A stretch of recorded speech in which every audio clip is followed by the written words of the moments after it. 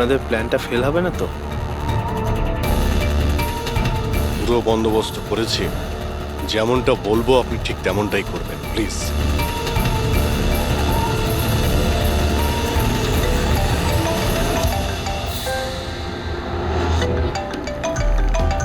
মনে হয় তারই ফোন এসছে। ফোন ধরুন, স্পিকারে দিন। হ্যালো, আমি আমি এসে গেছি। কোনো অসুবিধা হয়নি তো জায়গা খুঁজতে? না। টাকা নিয়ে এসেছো তো? হ্যাঁ, এনেছি। এত তেজ? আমার মেয়ে কোথায়? আরে এত তরপাচ্ছ কেন? তোমার মেয়ে তো আছেই। চুপচাপ গাড়ি থেকে নামো আর সোজা হাঁটা শুরু করো। হ্যাঁ হ্যাঁ, আসছি আসছি।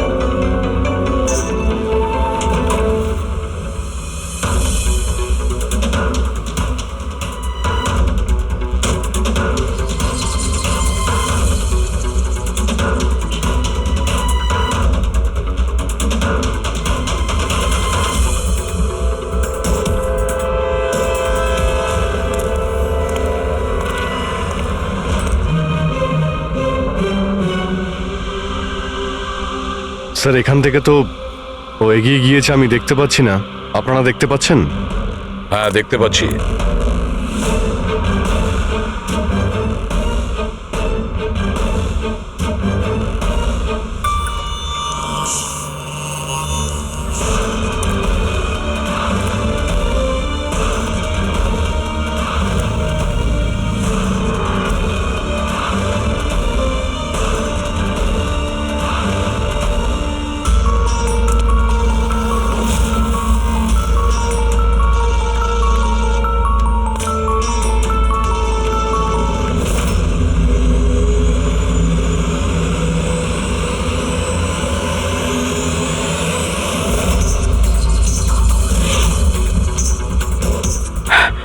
আমার সোনা। একদম চালাকি নয়, তা না হলে। না না না, কিছু করো না প্লিজ।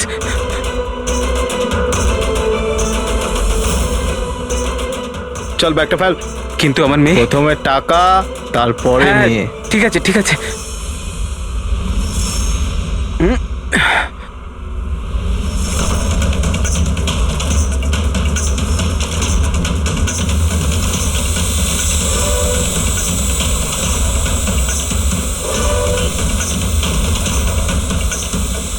স্যার, ওপরে ড্রোন ক্যামেরা আছে স্যার। সবাই লুকিয়ে পড়ো। সিআইডি, তোকে বলেছিলাম না একা আসতে? এবার সারা জীবন আফসোস করবি নিজের মেয়ের জন্য। না না না, আই এম সরি, আমার ভুল হয়ে গেছে। তোর ভুলের শাস্তি এবার তোর মেয়ে ভোগ করবে। না না, এরকম বলো না প্লিজ। আরে দাঁড়াও দাঁড়াও, আমার মেয়েকে আমাকে ফিরিয়ে দাও।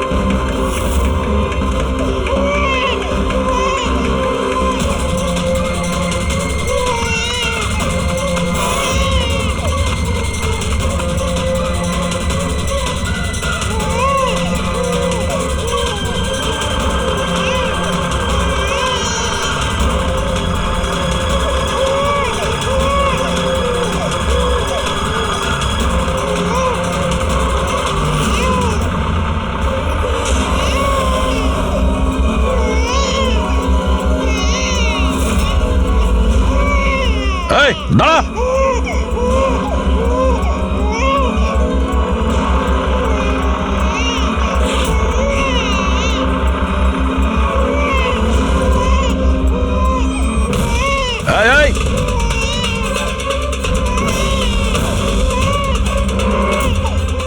এখানেই দাঁড়িয়ে যা, না হলে কিন্তু গুলি করে দেবো।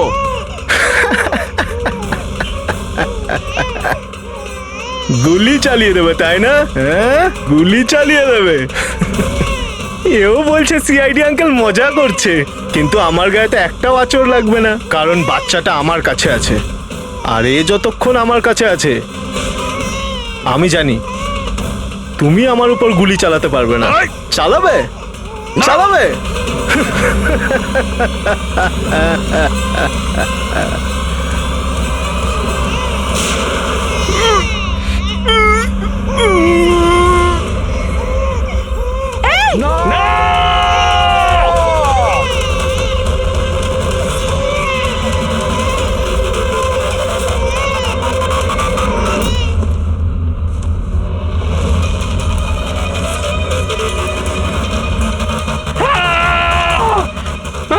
আমার সোনা, আমার সোনা রে।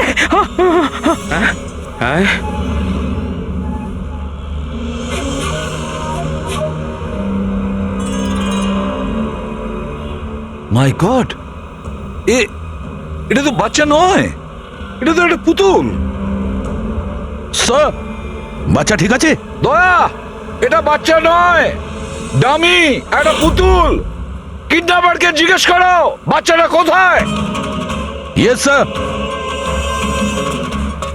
এই, বাচ্চা কোথায়? এর পিঠে রক্তের দাগ।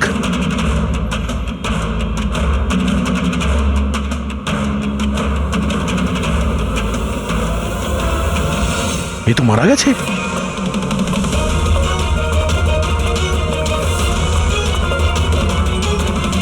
কি হলো, কিছু বললো? বুঝতে পারছি না, এ তো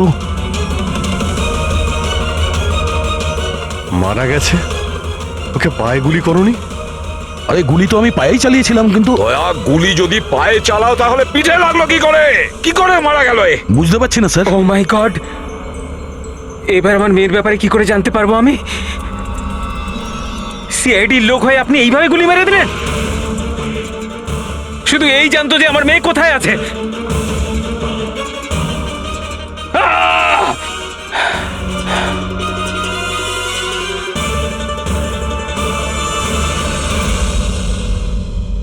স্যার, জিগার যে মারা গেছে তার সঙ্গে ফোনে কথা বলেছিল, কিন্তু ওই লোকটার কাছে আমরা কোনো ফোনই পাইনি।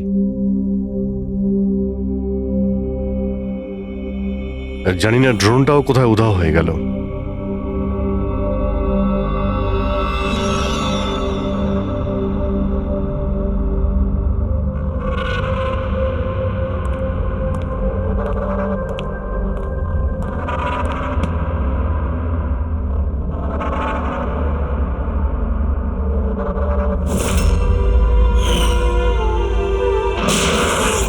সিআইডির লোক হয়ে আপনি এইভাবে গুলি মেরে দিলেন? শুধু এই জানতো যে আমার মেয়ে কোথায় আছে।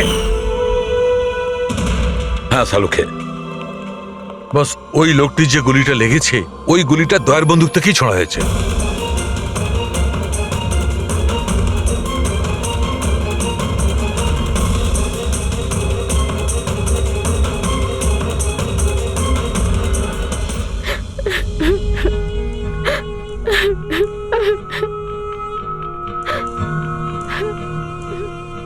আপনারা তো খুব সহজেই বলে দিলেন সরি। মেয়েটা তো আমার গেল না। দেখুন জানি, আমি আপনাদের দুঃখটা বুঝতে পারছি। আমরা পুরো চেষ্টা করেছি বাচ্চাটাকে খুঁজবার। কি আর চেষ্টা করেছেন আপনারা? আপনাদের অফিসার কিছু না বুঝে শুনে গুলি চালিয়ে দিল, ব্যাস। আমি আমার বাচ্চাকে আর কোনোদিনও দেখতে পাবো না। আপনারা প্লিজ সাহস রাখুন, আপনার বাচ্চার কিচ্ছু হবে না, প্লিজ। আমি কথা দিচ্ছি, আপনাদের মেয়েকে আমরা খুঁজে বের করব, ঠিক আপনার কাছে ফিরিয়ে দেব। থাক এসিপি স্যার, এখন আপনার মিথ্যে প্রতিশ্রুতির আর আমার দরকার নেই। এর আগেও তো আপনি একই কথা বলেছিলেন, তাই না? হ্যাঁ, আপনি আর আপনার টিম শুধু বড় বড় কথা বলেন, ব্যাস। যদি আপনার নিজের মেয়ে থাকতো তাহলে আপনি বুঝতেন আমাদের কি অবস্থা। কি জানি কেমন আছে আমার মেয়ে। জানি না কেমন করে রেখেছি আমার বাচ্চাকে, জানি না কি অবস্থায় আছে আমার মেয়ে। আমার মেয়ে। মিলি, মেম সাহেবকে ভেতরে নিয়ে যাও প্লিজ। ম্যাডাম আসুন।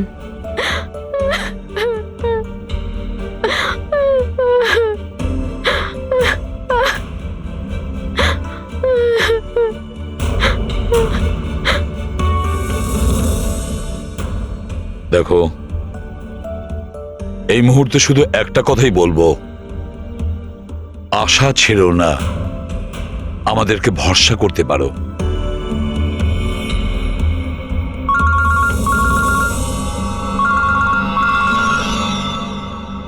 হ্যালো স্যার, এসিবি প্রদ্যুমান বলছি। কি হয়েছে স্যার? কিন্তু স্যার কি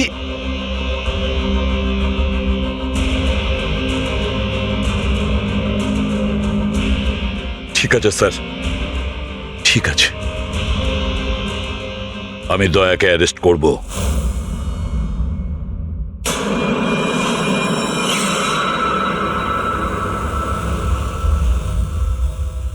দয়া, এ বিষয়ে তোমার কি বক্তব্য? অফিসার তোমার কথা বিস্তারিতভাবে জানতে চাইছেন। বিশ্বাস রাখো, তোমার সাথে ন্যায় করা হবে। স্যার, আত্মপক্ষ সমর্থনের জন্য আমার কাছে কিছুই নেই। দেখুন অফিসার, গুরুত্বটা বুঝুন। সিআইডি অফিসারের বিরুদ্ধে খুনের অভিযোগ। স্যার, যাই ঘটেছে ওই কথাগুলো আমি আমার বয়ানে লিখে দিয়েছি। সেই কথাগুলো আমি আপনাদের সামনে বলছি। আমি ওর পায়ে গুলি চালিয়েছিলাম স্যার, পিঠে গুলি আমি মারিনি। কিন্তু তোমার জন্যই একটা নিরীহ শিশুর প্রাণ বিপদে পড়ে গেছে। ওই দুধের শিশুটার প্রাণের চিন্তা আমারও আছে স্যার। ওই সময় যা কিছুই ঘটেছে তুমি আমাদের বিস্তারিতভাবে বলো।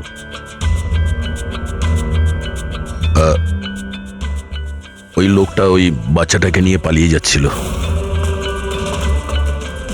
আমি ওকে দাঁড় করানোর চেষ্টা করেছিলাম, কিন্তু ও শুনেনি। আমি গুলি করেছিলাম ওর হাঁটুর নিচে, যাতে ও পালিয়ে যেতে না পারে, আর আমি বাচ্চাটাকে ওর হাত থেকে নিয়ে নেব। কিন্তু পরে গিয়ে দেখি যে ও মারা গেছে। আশ্চর্য। ইন্সপেক্টর দয়া বলছেন যে উনি ওর পায়ে গুলি চালিয়েছিলেন, যেখানে পায়ে কোনো জখমই ছিল না। গুলি ওর পিঠে লেগেছিল, আর ফরেন্সিক রিপোর্টও এই কথাই বলছে যে ওই গুলিটা আপনারই। এখন এটা আপনি কি করে ভুল প্রমাণ করবেন? স্যার, ওখানে কন্টেনারে পা পিছলে যাওয়ার দাগ ছিল। আমার মনে হচ্ছে যে এরকম ঘটেছিল যে যখন আমি গুলি চালিয়েছিলাম ওর পা পিছলে গেছিল, আর ও নিজেকে সামলানোর চেষ্টা করছিল, আর ও নিচের দিকে ঝুঁকে পড়েছিল। আর হতে পারে সেই সময় গুলি ওর পিঠে লেগেছে, কিন্তু আমি গুলি ওর পায়েই করেছিলাম। মানে আপনি মানছেন তো যে আপনার গুলি ওর পিঠে লাগতে পারে, যার কারণেও মারা গেছে? হতে পারে স্যার, কিন্তু আমি জেনে বুঝে ওকে মারিনি। দেখো, অজান্তেই মারো বা জেনে বুঝেই মারো, ও তো মারা গেছে না। তাও একটা নিরস্ত্র মানুষের উপর গুলি চালিয়ে দিলে তুমি। ব্রেকিং নিউজ, সিনিয়র অফিসার দয়া এখন কাঠগড়ায়। আর এই অপরাধ থেকে মুক্তি পাওয়াটা দয়ার জন্য একটু অসুবিধাজনক হবে। কিছু মানুষ এটাও বলছেন যে সিআইডি সিনিয়র ইন্সপেক্টর দয়াকে বাঁচানোর জন্য প্রমাণগুলো লোপাট করার চেষ্টা হতে পারে, যখন সমস্ত প্রমাণ তার বিরুদ্ধে রয়েছে। আর সিনিয়র ইন্সপেক্টর দয়া নিজেকে নির্দোষ প্রমাণ করার জন্য সবকিছু করতে পারেন। সূত্রে এটাও জানা যাচ্ছে যে চুপচাপ দাঁড়িয়ে রয়েছে, মানে যা খুশি বলবেন আপনারা। কি মনে করেন কি আপনারা? দেখুন, আমরা সত্যি কথাই বলছি আর সত্যিটাই জানার চেষ্টা করছি। সকলের সামনে সত্যিটা তুলে ধরাই আমাদের কাজ। জানেন আপনি? হ্যাঁ, সম্বন্ধে মুখে চা আসছে তাই বলে যাচ্ছেন। নয়তো কি করবেন আপনি? মারবেন আমাদের? আপনি এরকম করতে পারেন না। আপনি আপনাদের মুখ দিয়ে বাইরে গেলেন। আপনি তো সত্যি কথা বলছেন। মিডিয়ার গায়ে হাত তুলছেন। শান্ত হয়ে আমার কথা শুনুন। কি করছো তোমরা? হ্যাঁ, আরে ওরা মিডিয়া সব কিছু বাড়িয়ে চড়িয়ে দেখায়, বোঝো? নিজেদের কন্ট্রোল করো না তোমরা। আপনারা কারোর উপর দোষ তো দিতে পারেন না, এখন তো ব্যাপারটা শেষ হয়নি। এরকম আপনারা করবেন না। আপনি এটা বলুন, যদি ব্যাপারটা সত্যি হয়ে থাকে তখন আপনি কি বলবেন? হ্যাঁ, এটা আমাদের দায়িত্ব, আর আমরা দায়িত্বটা খুব ভালো বুঝি ম্যাডাম। আর আপনারা প্রত্যেকটা প্রশ্নের উত্তর পাবেন, প্লিজ। মিস্টার দয়া, এই কেসটা এখনো সমাধান হয়নি। যতদিন না সমাধান হচ্ছে তোমাকে জেলে থাকতে হবে। জেল? আরে স্যার, এটা এটা আপনি কি বলছেন? স্যার, দয়া নির্দোষ, আমরা সবাই জানি। ও ইচ্ছে করে করেনি স্যার। তাহলে প্রমাণ করুন উনি নির্দোষ। এখনো পর্যন্ত একটাও প্রমাণ, একজনও সাক্ষী সামনে আসেনি যে বলতে পারে যে খুন দয়ার গুলি থেকে হয়নি। দয়া নিজেই সেটা স্বীকার করছে যে ওই গুলিটা হয়তো ওনার বন্দুক থেকেই ওর পিঠে লেগেছে।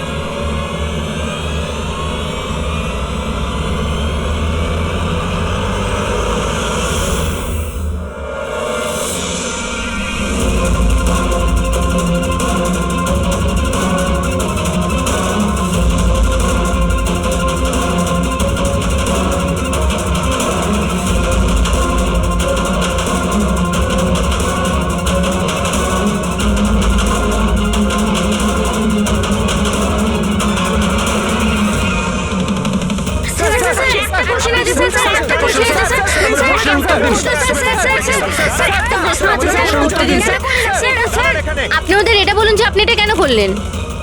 আপনি চুপ করে আছেন কেন? তার মানে এটাই যে আপনি গিল্টি? উত্তর দিন স্যার। আপনি যদি আপনার পক্ষ থেকে কিছু বলতে চান, আমরা আপনার উত্তর ওপর মহলে পৌঁছে দেবো sir. Sir sir sir please sir. উত্তরটা দিন স্যার। উত্তরটা দিন স্যার।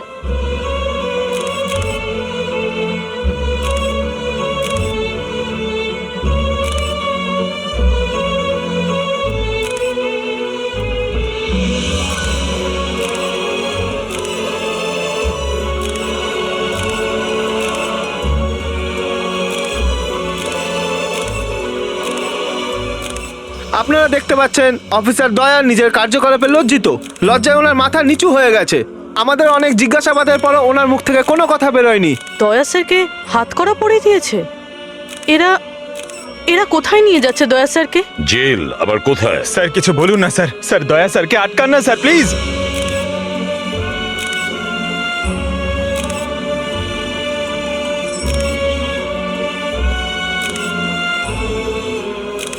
এক মিনিট, দেখি পিছিয়ে যান, সরে যান, দেখি দেখি দিকটায় আসো। আরে ভাই, একটু তো সময় দাও প্লিজ, পরে সব বলছি, এখন যান আপনারা প্লিজ।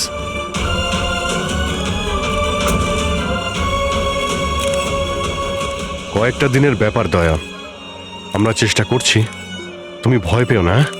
ঘাবড়ানোর তো কোনো ব্যাপারই নেই ভাই। না কোনো ভয় আছে, না কোনো গ্লানি।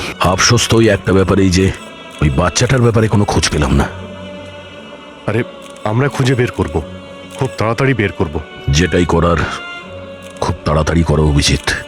ওই বাচ্চাটা, ভরসা রাখো দয়া, তোমার বন্ধু তোমার সঙ্গেই আছে। একমাত্র বন্ধুই তো আছে যার উপর ভরসা করতে পারি। আমাকে এই সমস্যা থেকে একমাত্র তুমি বার করতে পারো অভিজিৎ, একমাত্র তুমি।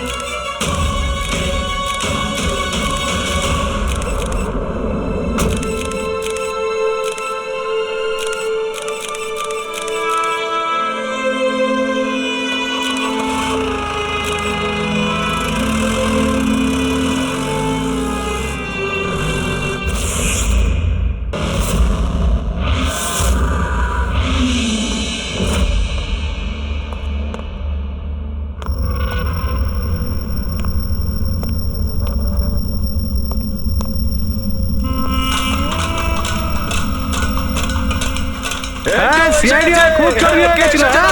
এখন এখন নিজেই জেলে এসে গেছিস। হ্যাঁ? এতদিন নিজে আসামি ধরতিস, এখন কেমন লাগছে আসামি হয়ে এখানে ঢুকতে? দেখ কেমন লাগে। ইন্সপেক্টর দয়া, হ্যাঁ? আসামির পিছনে ছুটে বেড়াস। এখন দেখ তুই জেলে চক্কর কাটছিস, দেখ এবার কেমন লাগে। আমরা কিভাবে জীবন কাটাই দেখ এখানে। হ্যাঁ, দয়া, তোকে নাকি আসামিরা ভয় পায়, এবার তুই টের পাবি আসামিদের জীবন কি হয়।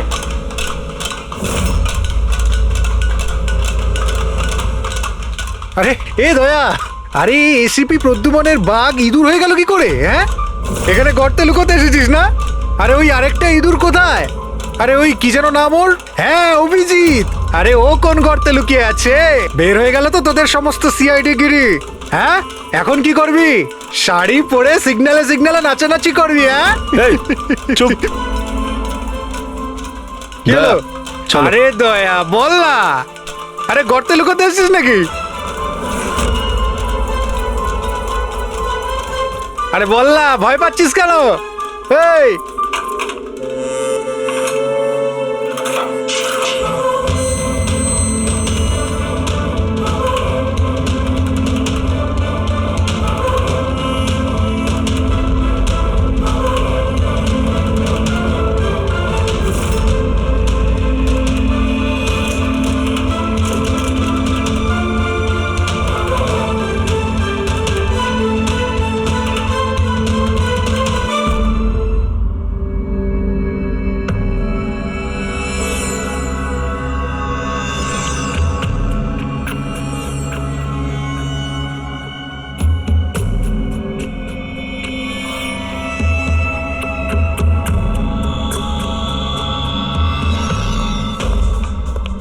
স্যার। হ্যাঁ বলো অভিজিৎ। স্যার আসলে আমার শরীরটা ভালো লাগছে না, তাই ছুটি চাই আমার। 2-1 দিন যদি রেস্ট পেতাম তো। শরীর তোমার ভালো নেই? ক্রাইম সিনের ফটো দেখে তোমার শরীর খারাপ হয়েছে? হ্যাঁ না স্যার, আসলে একটু অস্বস্তি তো হচ্ছেই। হ্যাঁ ঠিক আছে, তাহলে তুমি যখন বলছো তোমার শরীর খারাপ, তাহলে আর কি করা যায়? আমি না বলবো না। ঠিক আছে যাও, নিজের খেয়াল রেখো, কিন্তু একটা কথা মনে রেখো, দয়ার ইনভেস্টিগেশনের জন্য আমাদেরকে বারণ করেছে, মনে আছে তো? মনে আছে স্যার। তবে বারণ করলে আর কি করা যাবে? হ্যাঁ স্যার। হ্যাঁ, এর আবার কি হলো? স্যার ওই শরীরটা খারাপ লাগছে আমার, কেমন বুক ধরপড় করছে, ওই মাথায়ও ব্যথা করছে, পেটেও কেমন গুড়গুড় করছে, মনে হচ্ছে ডক্টর দেখাতে হবে স্যার। ক্রাইম সিনের ফটো আবার তুমি দেখোনি তো? হ্যাঁ, আমিও যখন ডাক্তারের কাছে যাচ্ছি ওকেও তাহলে নিয়ে যাই। হ্যাঁ হ্যাঁ, ওকেও নিয়ে যাও সঙ্গে। আচ্ছা, কিন্তু কাল আমি রিপোর্ট দেখব, মেডিকেল রিপোর্ট। হ্যাঁ স্যার, সেটা তো দেখাবোই নিশ্চয়ই। যাও তাড়াতাড়ি যাও। Thank you sir. আরে আপনারা আসুন আসুন আসুন। স্যার, আমি আপনাদের কাছে ক্ষমা চাইতে এসেছি। কি জন্য? কিসের জন্য? আরে না, কি হয়েছে? হ্যাঁ স্যার, আমাদের ছোট্ট মেয়েটা জানি না এখন কিরকম অবস্থায় আছে। ওর দুঃখে কে জানে আপনাদের সবাইকে কি নাকি বলে ফেলেছি, and I am really very sorry. আমি বুঝতে পারি, ইটস কোয়াইট ন্যাচারাল। কোনো ব্যাপার না। আমরা ভেতরে বসি, আসুন, চলে আসুন, কাম ইন।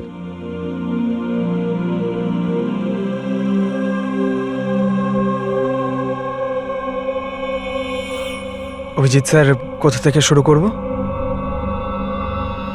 ক্রাইম সিন থেকে।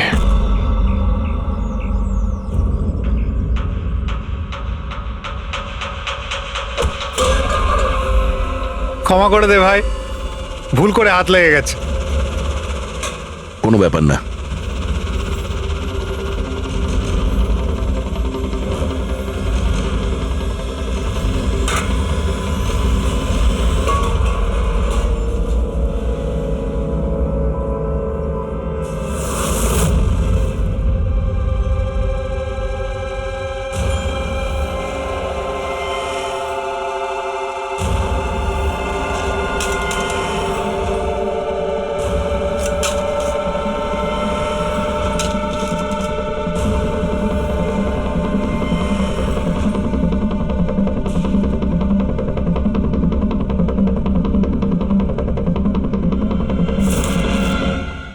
হলো ভাই, শরীর ঠিক আছে তো?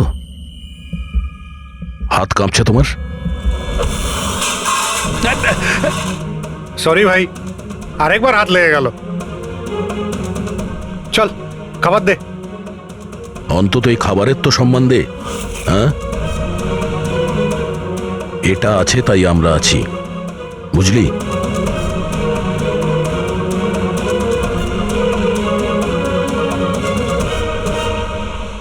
খাবার দে।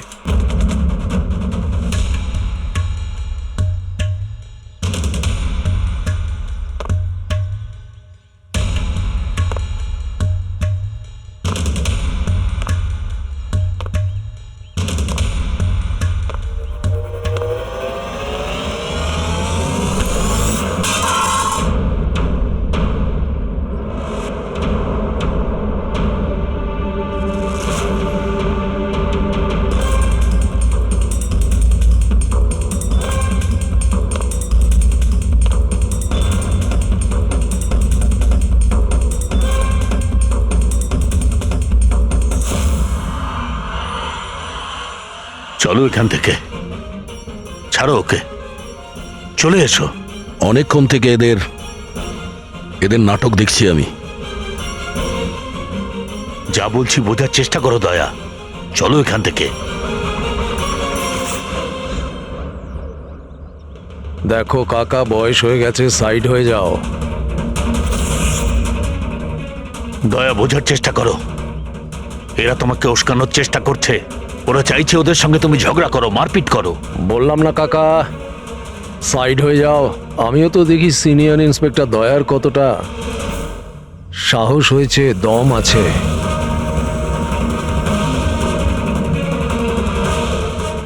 না দয়া, কিছু করো না, চলো চলো এখান থেকে। দয়া, দয়া চলো চলো এখান থেকে, চলো বলছি। এ ভিতু,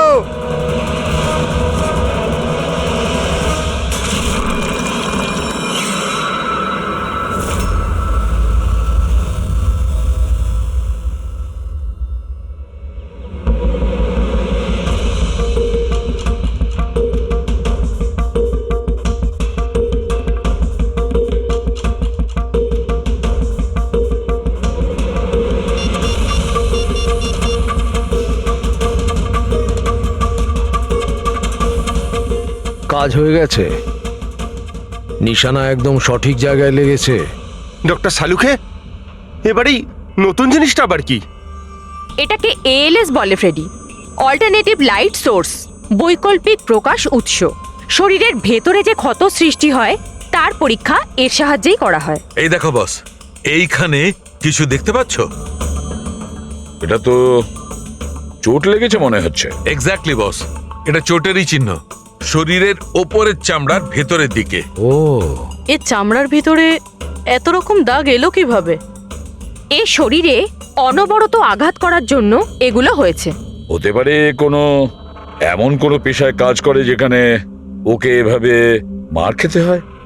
আমি বলতে চাইছি এ হয়তো কোনো বক্সার হতে পারে, বা কিক বক্সার হতে পারে, বা টার্নম্যান হয় না ফিল্মে যারা অ্যাকশন করে, সেটাও হতে পারে। আর একটা কথা বস, কি? এই চোটের চিহ্নটা আমরা এর শরীরের ওপরের অংশে পেয়েছি, বুকের ওপর আর মুখের ওপর, ব্যাস। তাহলে হতে পারে এ কোনো বক্সারই হবে, কারণ বক্সিং এমন একটা খেলা যেখানে এই ধরনের মারপিট করতে হয়। তাদেরও মুখে আর বুকে দাগ থাকে। একটা কাজ করি আমরা, এই শহরে যতগুলো বক্সিং ক্লাব আছে সেখান থেকেই শুরু করি।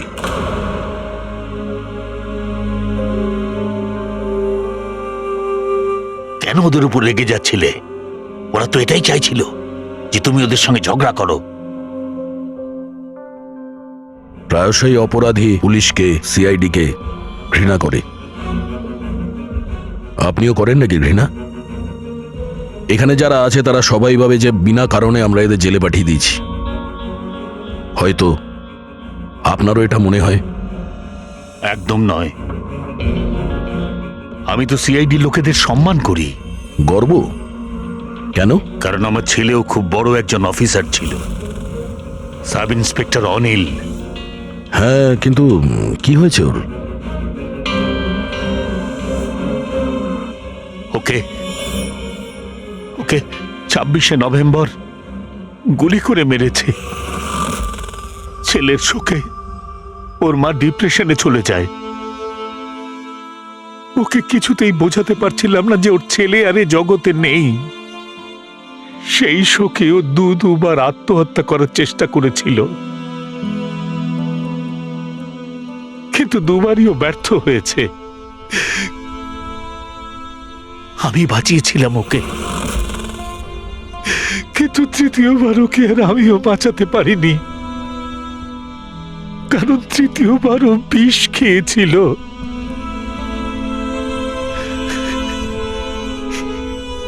লোক মনে করছিল আমি আমার স্ত্রীকে খুন করেছি। আমি নিজেকে নির্দোষ প্রমাণ করার জন্য অনেক চেষ্টা করেছি, কিন্তু আমি নিজেকে নির্দোষ প্রমাণ করতে পারিনি।